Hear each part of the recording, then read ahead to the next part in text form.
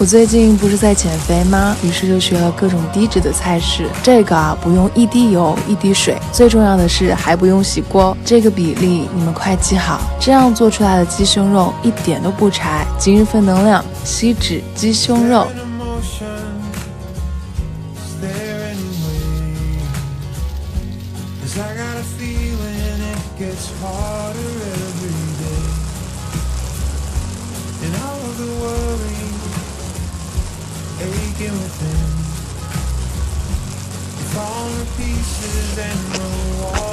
听说我最近在减肥，闺蜜特地寄了好丽家的燕麦麸皮饮给我，因为里面含有丰富的膳食纤维，它完全没有糖分，口感很细腻，味道就像小时候喝的米汤一样。你们记得一定要健康减脂哦，不要节食。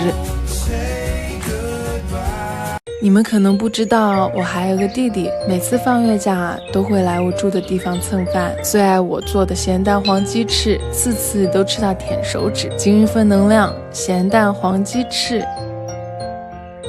油热放入鸡翅，把鸡翅煎到金黄，再复炸一遍。咸蛋黄的部分我直接用了李子柒家的蛋黄酱，可以不用蒸和捣碎了，加上鸡翅翻炒，均匀的裹上蛋黄酱，夹起一个外酥里嫩，满满的咸蛋黄香，还带有沙沙的口感，它一次性吃个5-6个都没有问题。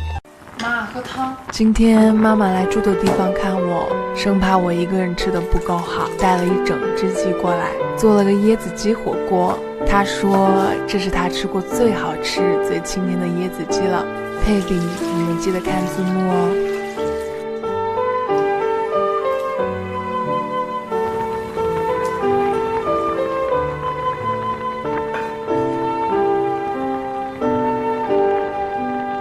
看妈妈平常都喜欢泡泡茶，但是经常喝到茶渣，所以送了她这个茶水分离杯。这个可以一键茶水分离，这样她以后都不用烦恼啦。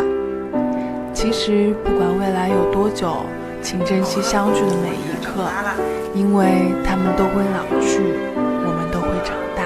不用找了，这道鱼香茄子里面没有鱼，就像老婆饼里找不到老婆一样。今日份能量，鱼香茄子，切好条的茄子加盐腌制15分钟，这样可以把多余的水分带出来，趁着腌的时间就可以准备姜蒜和鱼香的酱汁了。这个酱汁你们一定要记好，腌好的茄子挤出水分，下锅小火慢炸8分钟，锅剩底油，爆香姜蒜末，加入肉末炒到变色，再加入2勺豆瓣酱，翻炒均匀，放入炒好的茄子和鱼香茄汁，收汁以后超级下饭的美味就好啦。学会这道菜，你就可以少吃点外卖啦，毕竟自己做的才更健康嘛。